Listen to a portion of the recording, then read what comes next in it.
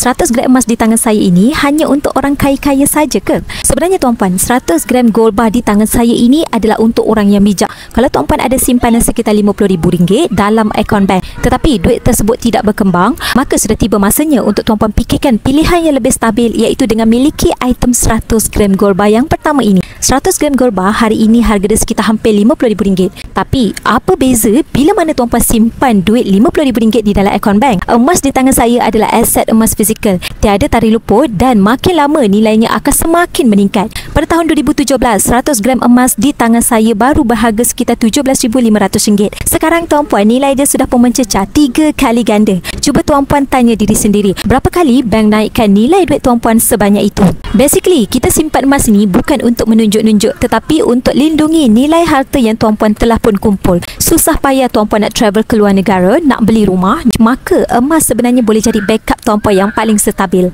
Bagi tuan-puan yang ada simpanan sekitar RM50,000 di dalam akaun bank tetapi tak tahu nak letak dekat mana, mungkin ini masanya untuk tuan-puan pertimbangkan simpanan emas 100 gram gold bar. Jadi, bagi tuan-puan yang nak mulakan tabungan emas, nak saya bimbing dalam simpanan emas, maka tuan-puan boleh terus klik link di bio ataupun terus rujuk pin di video TikTok saya cara untuk bermula. Saya akan get tuan-puan dalam simpanan emas bersama dengan Public Gold.